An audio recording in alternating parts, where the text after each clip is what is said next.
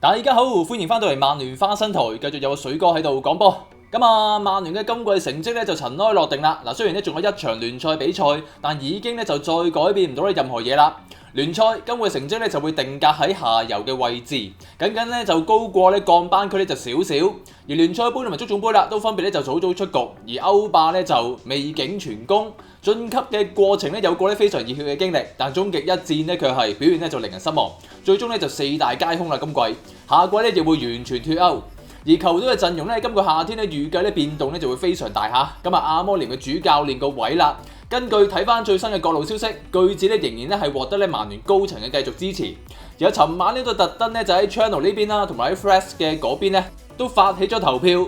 截至做片嘅呢一刻為止啦，兩邊加埋係有咧超過呢1000位朋友咧就投咗一票嘅。當中兩邊咧都係有80%人咧就表態支持咧阿摩連下季繼續帶曼聯嘅。大家啦。曼迷嘅普遍睇法都係幾清晰嘅，阿摩連咧今季帶隊就唔係一個咧完整嘅球季，大家都普遍認為咧就要再俾時間佢嘅，同埋咧就喺轉會窗度啦，真正 support 佢咧去買人先，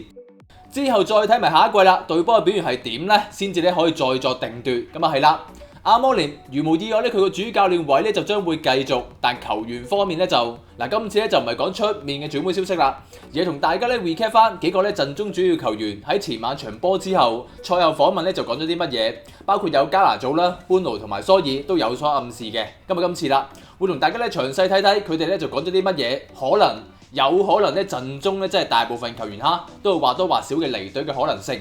可能咧就除咗今季新加盟嘅球員同埋阿麥呢類咧今季新續約嘅最核心球員之外，其他人啦，大部分每個包括埋班奴都係一定嘅離隊可能性存在。好，先同大家睇翻啲加拿祖嘅賽後講咗啲乜嘢先啊。其實尋日出賽後片嘅時候咧都係講咗啲嘅啦，但呢度咧就再更詳細啦，同大家咧一齊解讀。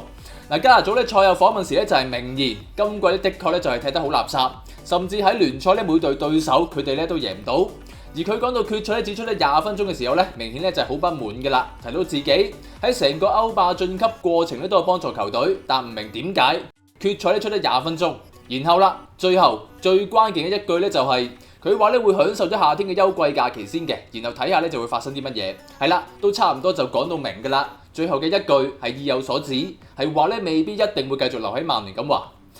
尋日咧賽後差唔多同一時間，阿摩連咧喺賽後記招咧都有答翻記者嘅提問，點解咧就唔早啲換加拿祖入場？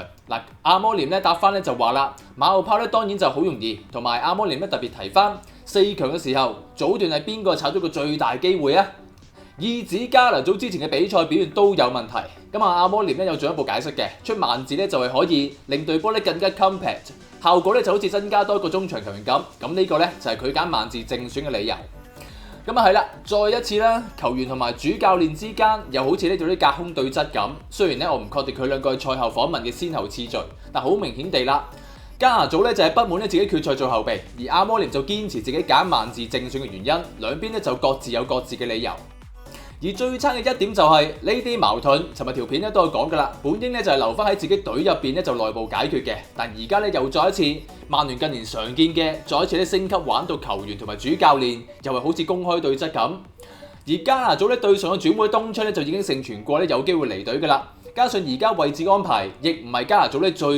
本身最中意嘅打嘅翼鋒嚇，真係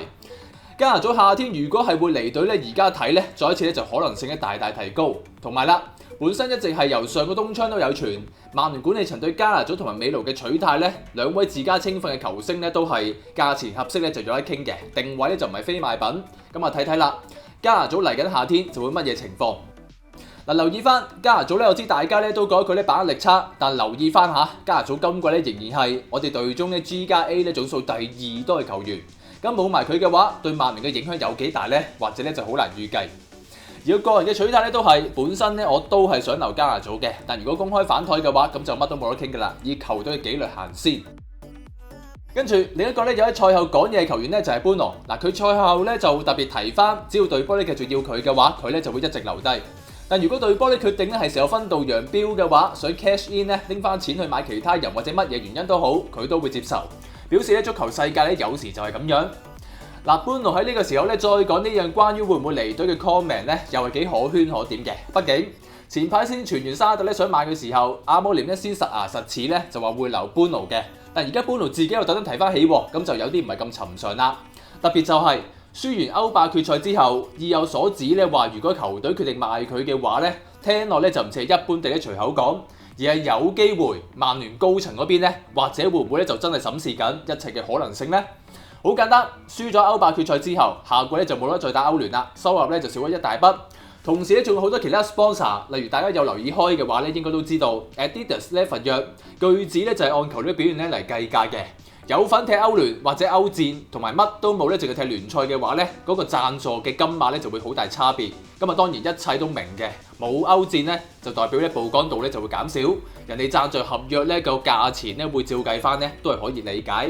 咁啊即係今次打擊啦，係連帶呢嘅財政影響咧都會幾大。咁隊波究竟會唔會考慮以一個高價將般奴賣去沙特？咁啊財政上可以俾翻夠錢啦，阿摩連去買自己想要嘅人呢，或者就真係將般奴賣走嚇，都真係一個 option 嚟嚇。咁啊又係睇睇啦，到底咧會點樣發展？而般奴咧，我個人咧就認為，雖然咧決賽佢嘅表現咧令我失望，但隊波咧剩低當下仲喺高峰期嘅，算係最一線嘅頂級球員咧，其實嚴格嚟講就係得翻般奴嘅啫。今日講緊過去4-5年啦，每季都穩定地平均咧俾到 G+A 咧，差唔多每季咧有30球嘅主將嚟嘅。咁啊，如果曼聯賣埋佢啦，我甚至咧就想像唔到隊波下限咧就會可能去到邊度。然後仲有啦，平時咧就唔算太多做賽後訪問嘅蘇爾，歐霸決賽之後咧都有講嘢喎。嗱，佢話咧，我哋成班球員都要咧問翻自己，諗清楚啦，自己究竟係咪夠班喺曼聯呢度踢波？今季嘅表現咧就完全不能接受。嗱，呢句嘢，大家如果心水清嘅話咧，係咪記得好似似曾相識呢？1年之前啦，上年嘅季尾，曼聯跌到聯賽第8嘅時候，上年麥湯喺賽後訪問到咧，最後都係有記招到咧，有講到 exactly 咧同一番説話。咁啊，然後上年夏天咧，麥湯就真係呢講完之後咧，就離隊轉會走咗啦。而所以今次又講翻同一句嘢，亦係意有所指啊！我諗佢作為咧而家隊波入邊效力最耐嘅球員啦，一定咧都感受好深。上年麥湯講完之後咧就真係走咗，而所以會唔會都係一樣呢？我諗各種機會都有。